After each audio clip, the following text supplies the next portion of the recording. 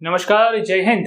आप सभी का फिर एक बार बहुत बहुत स्वागत है हमारे इस सीरीज में जिसका नाम है ट्यूसडे ट्विस्ट, जिसमें मैं लेके आता हूं हर हफ्ते हर मंगलवार को एक नई कहानी में आगे बढ़ने से पहले मैं आपको सूचित करना चाहूंगा, हो सकता है कि इस कहानी में बोले गए कुछ शब्द आपको थोड़े से कड़वे लगे, लेकिन जो सच होता है वो कड़वा होता है। तो अगर आप में सच सुनने की हिम्मत है तो ही इस कहानी को देखिएगा, वरना आप इस वीडियो को यहीं पे स्किप कर सकते हैं। मैं बुरा नहीं मानूंगा। और हाँ, अगर देखना ही चाहते हैं तो वीडियो को पूरा देखिए, ताकि मैं जो कहना चाहता हूँ वो आप पूरी तरह से समझ पाए। आइए बढ़ते हैं आज की इस कहानी में। तो ये कहानी शुरू होती है एक जंगल से, एक ऐसा जंगल जिसमें प्रजातंत्र था। प्रजातंत्र का मतलब तो आप समझते ही है कि वहां पे सभी जानवरों ने मिलके एक राजा को चुना था। वो राजा था एक बहुत ही बड़ा शेर, और उस शेर ने जिम्मेदारी ली थी कि इस प्रजा की वो पूरी शिद्दत से सेवा करेगा। अब हुआ यूं कि एक दिन जंगल के हवामान विभाग ने ये जानकारी दी कि उस जंगल में बहुत ही बड़ा तूफान आने वाला है। अब तूफान जो है वो उस जंगल के लिए बड़ी बात नहीं थी। इससे पहले भी एक बहुत बड़ा तूफान जो है उस जंगल में आ चुका था, और उसी के चलते उस शेर ने सोचा कि प्रजा को पहले से ही कुछ तूफान का अनुभव है, तो इस बार उनको ज्यादा तकलीफ नहीं होगी, वो लोग तैयार होंगे। और ये कहकर उस शेर ने ये ऐलान कर दिया कि हमारे जंगल में बहुत बड़ा तूफान आने वाला है, इसलिए आप सभी सचेत हो जाए और अपनी अपनी तैयारियां जो है वो रखें। अब हुआ यूं कि बहुत सारे जानवर जो है वो शेर की बात मानकर सचेत हो गए और अपने घरों को मजबूत करने लगे, और सारी जो तैयारियां हैं जो तूफान से पहले करनी पड़ती है वो करने लगे। लेकिन हर एक जंगल में कोई ना कोई कबूतर जैसे जीव होते ही हैं।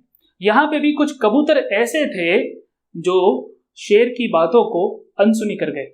उन्होंने कह दिया कि ऐसे तो कई सारे तूफान भूतकाल में भी आ चुके हैं और भविष्य में भी आते रहेंगे, किस वक्त तक हम डरते रहें। और ये सोचकर उन्होंने अपने घोंसले को जरा सा भी हिलाया नहीं, उसमें कुछ भी परिवर्तन नहीं किया और अपनी आदतों को भी नहीं बदला। अब हुआ यूं, तूफान आया और उसने तबाही मचाना शुरू कर दी, और इस तूफान में उन कबूतरों के घोंसले तितर बितर हो गए। कईयों के अंडे फूट गए, कई कबूतर खुद नेस्तो नाबूद हो गए। और तूफान के बाद जब खामोशी छाई, तब इन कबूतरों के रोने के अलावा और कुछ सुनाई ही नहीं दे रहा था। अब ये सभी कबूतर जो है वो रोने लगे और सारी तबाही की जिम्मेदारी उस शेर के ऊपर डाल दी। ये कहने लगे कि शेर ने हमारे लिए कुछ नहीं किया। कुछ लोग ये कहने लगे कि दूसरे कबूतरों ने हमारे लिए कुछ नहीं किया। कुछ कबूतर ये कहने लगे कि दूसरे जानवरों ने हमें बिल्कुल सपोर्ट ही नहीं किया। और इन्हीं सारी कबूतरों की आवाज को ऊपर उठाने का काम था कुछ चालबाज शातिर लोमड़ियों का। अब हुआ यूं कि इन चालबाज शातिर लोमड़ियों की चाल काम कर गई और उन कबूतरों के झूठे दावे काम कर गए, और शेर अपनी सत्ता से हट गया और उसकी बजाय आ गई कोई और चालबाज लोमड़ी।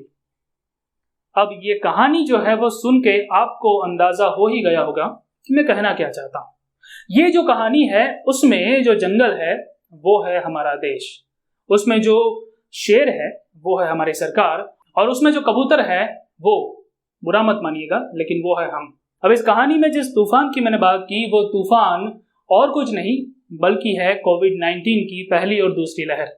जैसा कि हमको पता था कि पहली लहर के वक्त हम तैयार थे, उस वक्त हमने बहुत सारी चीजों का ध्यान रखा, लॉकडाउन लगाया और हमने उसका पालन भी किया। लेकिन जैसे ही लॉकडाउन हटा हम सारी चीजों को भूल गए। हमको ऐसा लगा कि जैसे कोरोना आया ही नहीं है और हम अपनी मनमानी करते घूमते फिर गए। हुआ यूं कि धीरे धीरे कोरोना फैलता चला गया और दूसरी लहर कब शुरू हो गई उसका अंदाजा ही हमें नहीं हुआ। और उसके बाद हमने करना क्या शुरू किया?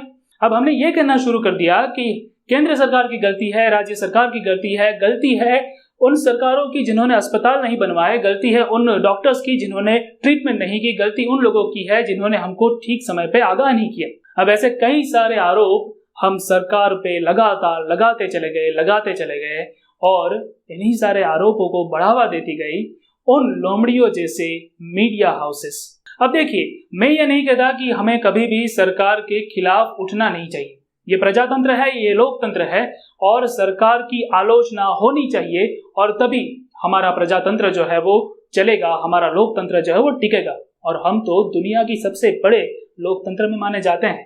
लेकिन दोस्तों बात मैं यहाँ पे ये कहना चाहता हूँ कि जब ताली बजती है तब उसमें दो हाथों की जिम्मेदारी होती है, और हमें ये कभी नहीं भूलना चाहिए कि अगर एक उंगली हम किसी की ओर करते हैं तब बाकी की उंगलियां हमारे और होती है। और मुझे ये लगता है कि इस कोविड-19 को फैलाने में जितना हाथ सरकार का है उतना ही हाथ हमारा भी तो है, क्योंकि अगर सरकार ने नियम बनाए थे तो क्या हमने उनका पालन किया था?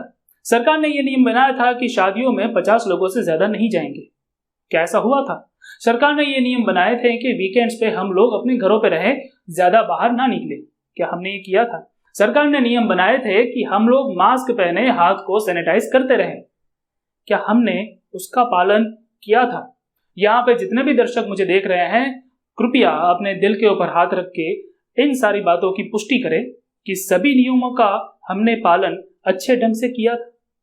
अगर हम सही है, अगर हम अपनी जगह पे एकदम खरे हैं, उसके बाद हम किसी को भी ब्लेम कर सकते हैं, उसके बाद हम किसी भी लोगों की आलोचना कर सकते हैं, लेकिन सबसे पहले हमारा सही होना जरूरी है। और मुझे यकीन है कि इस वीडियो के बाद कमेंट सेक्शन में क्या आने वाला है। मुझे बहुत सारे लोग यही कहेंगे कि तुम्हारे विचार गलत है। मैं आप सभी की आलोचनाओं का सम्मान करता हूं, जैसा कि मैंने कहा था कि आलोचना होती रहनी चाहिए, उसी की वजह से विकास होता है। और दोस्तों, आप मुझे अपने विचार दीजिए, क्या आप मेरे इस विचार से सहमत है? क्या आप मानते हैं कि इस दूसरी लहर को फैलाने के लिए इन लोगों का जितना हाथ है उतना ही हाथ हमारा भी है? और अगर आप सहमत हैं तो प्लीज़ इस वीडियो को लाइक कीजिए, अपने दोस्तों के साथ इस वीडियो को शेयर कीजिए और मुझे बताएं कि आपको ये कहानी कैसी लगी। मैं ऐसे ही अच्छे अच्छे वीडियोस आगे भी लाता रहूँगा।